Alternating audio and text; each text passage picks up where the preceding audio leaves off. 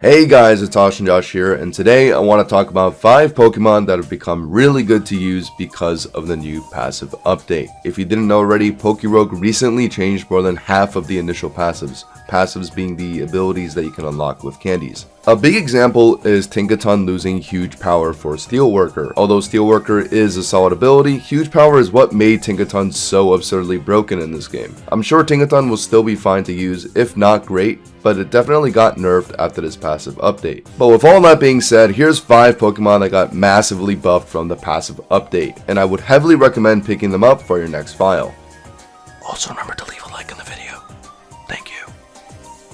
Alright guys, the first one is a pretty unexpected one actually. It's Sinistcha. Sinistcha's new passive is Triage, which is an ability that gives +3 priority to healing moves. Triage makes Sinistcha insane because it works well with Gacha. Sinistcha's signature move that has 80 base power damage, heals for half of that damage dealt, and also has a 20% chance to burn.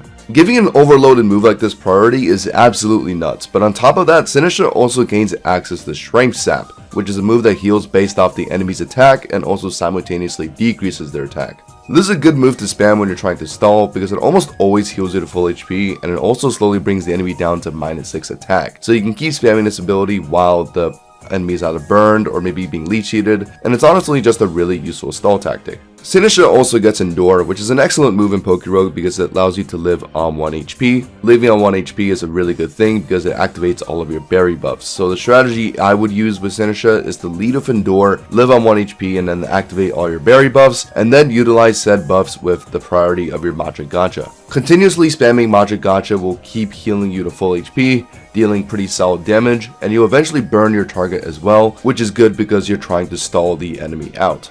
Overall, I think Sinistcha already had pretty decent potential prior to this passive update, but now it has access to Triage. Sinistcha is definitely going to be at least an S tier pick, at least in my opinion.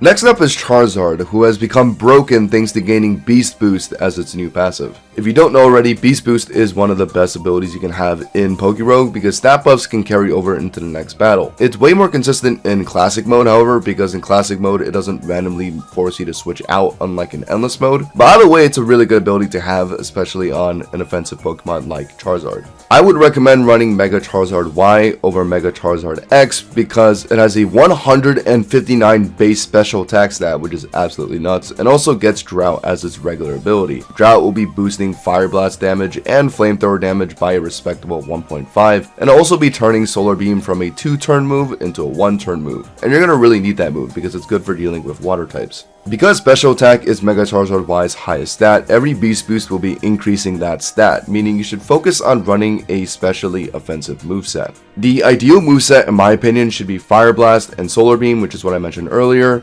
and Earth Power and Oblivion Wing as well. Those moves are egg moves, as you can see here, Earth Power and Oblivion Wing, but I would heavily recommend trying to prioritize those. Earth Power is an amazing move for dealing with electric types, and Oblivion Wing is obviously a stab move and also heals, so it's a recovery move as well. Mega Charizard Y will definitely be one-shotting a lot of things, but it kind of has one problem: its speed.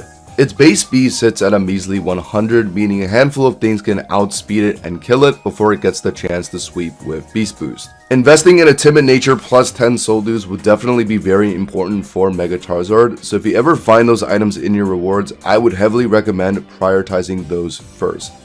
The next Pokemon on our list is Mega Lopunny, who got an insane buff during the passive update. Mega Lopunny now gets Adaptability as its passive, which is freaking insane. Just in case you don't know what Adaptability is, Adaptability increases stat bonus from 1.5 times to 2 times, meaning Mega Lopunny's normal/fighting type moves are going to be stronger. This thing also has a sizable 136 base attack, so it can hit like a goddamn truck, but on top of that, it also has a 135 base speed, meaning it pretty much outspeeds like 90% of the things in this game. However, getting Adaptability isn't the only reason I put Mega Lopunny on this list. The egg moves this Pokemon gets pairs so well with Adaptability that I think this Pokemon might actually be broken tier. Mega Lopunny gets access to Triple Axle, Swords Dance, Thunderous Kick, and Multi-Attack as its egg moves. Multi-Attack is a 120 base power normal type move, meaning it's going to pair amazingly with Adaptability. Thunderous Kick is a good move as well because it's a 90 base power fighting type move, meaning it also works with Adaptability, but on top of that, it also decreases defense.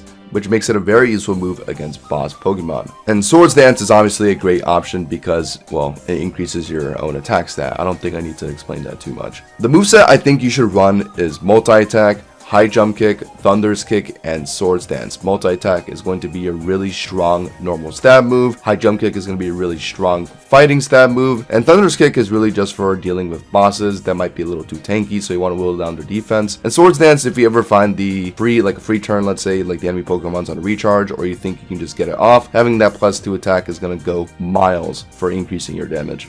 Overall, I think Mega Lopunny is amazing with this new passive update because obviously adaptability pairs so well with the egg moves that it gains.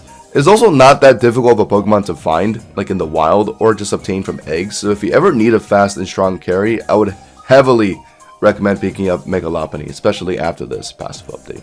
Mega Swampert's regular ability is Swift Swim, but what if it could set up its own rain with Drizzle? Well, that's essentially what the PokéRogue team has done, because as of the recent passive update, Mega Swampert gets Drizzle as its passive ability. I mean, this one is pretty straightforward. Swift Swim doubles your speed in rain, and Drizzle obviously, well, sets up your own rain. So now essentially Mega Swampert can just double its own speed for free for 5 turns at least. This Pokemon can be a bit of an offensive menace because it has a whopping 150 base attack and also pretty good bulk as well of 100 HP, 110 defense, and 110 speed def. Its problem when it came to sweeping was always just speed, but now that it can literally just double its own speed by itself, I think it kind of, well, the problem's gone. On top of this simple change though, the egg moves are what really pushes Mega Swampert for me. Shore Up is a very nice recovery move, especially if you have a Sandstream Pokemon on your party. Surging Strikes is probably like the best physical water type move in this game because it hits 3 times for 25 damage, but it always crits, so essentially just like 150 damage. Overall, Mega Swampert's change was very simple, but it fixed the one problem that kept it from being broken tier, at least for me, which was its speed.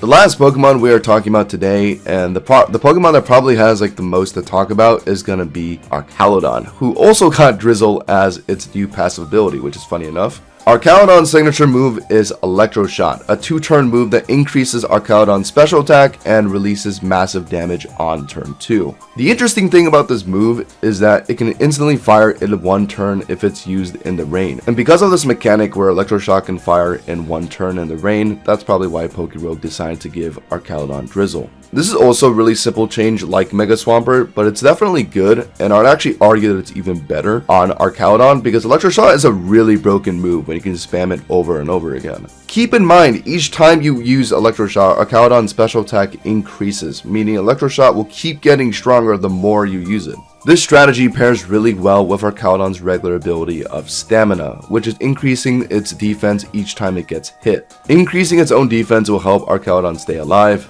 obviously. Well, I mean, against physically offensive Pokemon anyway. And in turn, it'll help Archaludon fire more Electro Shots. Archaludon has 2 notable egg moves. Recover is a very good move for ensuring that Archaludon actually stays alive during the stamina stacking process. And Body Press is a great move as well because it deals damage based on your defense, meaning if there's like a Steel type, Rock type, Dark type on the other side, you're essentially going to just be one-shotting it with your Body Press. And that's it for my 5 Pokemon you should use after the passive update. I don't really have much to say beyond this, just